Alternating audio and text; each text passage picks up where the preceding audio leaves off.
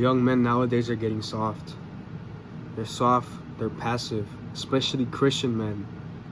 They're weak. They use God as an excuse to be weak and to let people get away with stuff. It's what I hear a lot of people say. My name is Kevin Rubio, your host from Rise Without Applause, and I'm going to talk about what it means to be a masculine Christian, right? A masculine man, a masculine Christian man. What it means to be one of those, right? So nowadays on social media, this masculinity is glorified. If I'm saying masculinity with air quotes, it's because it's not true masculinity. Say you have to have women, you have to be disciplined. And yes, discipline is important, but it's the way that you do it, right? Because there is a lot of like influencers who are brainwashing the youth, right? And saying that masculinity is having women, having money, having cars, and that success is the only thing that matters. And success to them is money, it's assets, it's the physical, material objects that we have, in the world. That's not what success is. True success isn't defined by physical things, right? By physical things.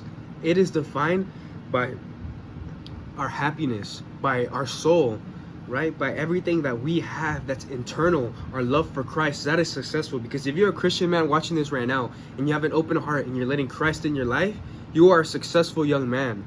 If you have an ambition that's burning for something, chasing something, either being a pastor or being a preacher, being somebody who spreads the gospel, being a YouTuber, being an influencer, being whatever you want to be, and you have that fire inside you, you're already on the right path, right? But don't listen to these self-improvement YouTubers or these people on TikTok, those masculine black pill, cringy, corny videos.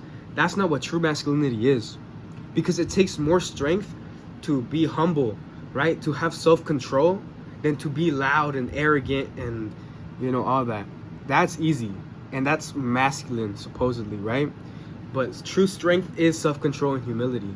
And in Proverbs chapter 6, verse 32, it says, better a patient person than the warrior, one with self-control than one who takes a city, right? It's having that self-control, because that's what's hard. As Christians, yes, people are going to make us angry. Just because we let people slide with things doesn't mean that we're weak. That actually makes us stronger, because we could freak out, but we're not representing Christ in the right way. There's a lot of times where I've been debating, I've been talking to people about Christ, and they've said things, and even times where I folded and I just boasted out my emotions because I wanted to defend the word of Christ, I wanted to preach it. But you have to have self-control, just like Jesus. Jesus had a lot of self-control. And Jesus was the ultimate example of strength and having that leadership. Because in John chapter 2, verse 15, it said, so he made a whip out of cords and drove off from the temple courts. So Jesus was not passive at all. He stood for what's right, for righteousness. And he stood with authority. That's true masculinity. Not being insecure and being loud and being angry. That's not masculinity. You gotta have a leadership. You gotta have this power, right? This essence. I'm not gonna say aura because TikTok brain rotted everything, but godly men, right? They're called to be bold, not to be loud and arrogant. And in 2 Timothy 1 chapter 7, it says, for God has not given us a spirit of fear, but of power and of love and of a sound mind. So that is what we're given. We're not supposed to be arrogant. We're not supposed to be loud. But he gave us a spirit of power and love, to have compassion for others, to be forgiving. That's what it means to be a Christian. So if you're a Christian now and you're like, oh, I used to be so strong, I used to be masculine, and now I'm getting myself weaker, and now I'm weaker because I'm letting things slide, because I have to be quiet, I'm talking less. That actually means that you're improving a lot, because that's how I felt when I went from self-improvement, right? Just self-improvement to like more of like the Christian-based stuff. I definitely did feel a change, because I used to be like more louder. I used to have more of this like masculinity, right?